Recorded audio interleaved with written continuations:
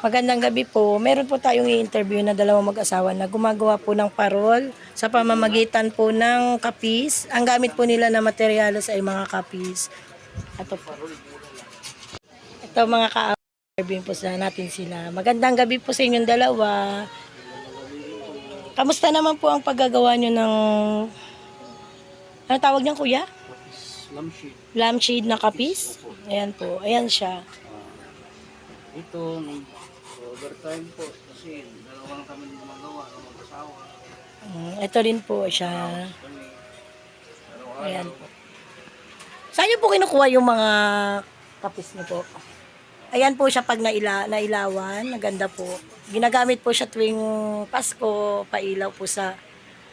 ibin bro, restaurant. para sa restaurant? Ay, yung palamuti sa restaurant. Oo, ito, beach. Kamusta naman po ang kitaan sa ganyang business? So ngayon, medyo bawit-bawit konti ngayon kasi December. Mabenta siya pag December. Wala.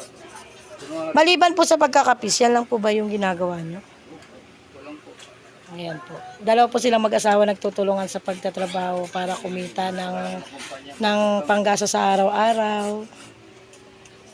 Ano yan? Hinahango niyo po yung shell? Naglinis. Kayo rin naglinis. Kayo lahat nagbinubuo niyo na siya. Binibili namin doon sa Dilpan. Tapos ano siya dinideliver, kuya? Sa Quiapo. Mayroon kayong binabagsakan sa Quiapo. Yan po. Magkano naman isang ganyan? Ganito, mga isa nito, 85 pesos. 85 pesos lang. Wala pang ilaw yon. Ang ilaw, sila na maglalagay ng ilaw. Sila na yung parang lalagyan na nila ng wiring. Yan po. Ganyan po yung pagkagawa. Kinukuskus pa po nila. Ganyan yung dumi. Tapos mabarnisan. Ito yung barnes. Yung mapakita mo yung finish. Ito po yung pagbabarnis. Tapos ito na po yung finished product niya. Ito na yun, te. Maganda pala, no? Lalo pag nalagyan siya ng ilaw. Yan po.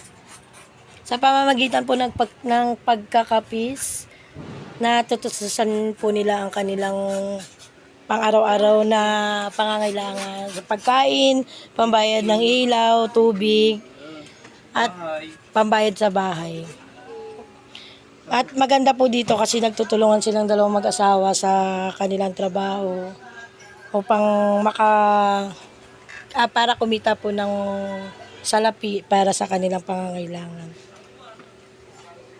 Ito po yung magandang ehemplo ng mag-asawa kasi nagtutulungan. Kahit nakakapagod ay patuloy pa rin sila sa pagtatrabaho ng kanilang kapisan. Kapisan, te, no? Ayan po. Sige po, hanggang dito na lang po ang pag-interview ko sa inyo. Maraming salamat po sa pag-unlock. Ayan po yun. Yan. Kung meron pong gustong umorder, pwede pong kontakin ako at para maka-order tayo sa kanila. Kahit pa paano makatulong po tayo sa kanilang hanap buhay. Thank you po. Merry Christmas. Naisorbo ko po kayo sa inyong pagtatrabaho.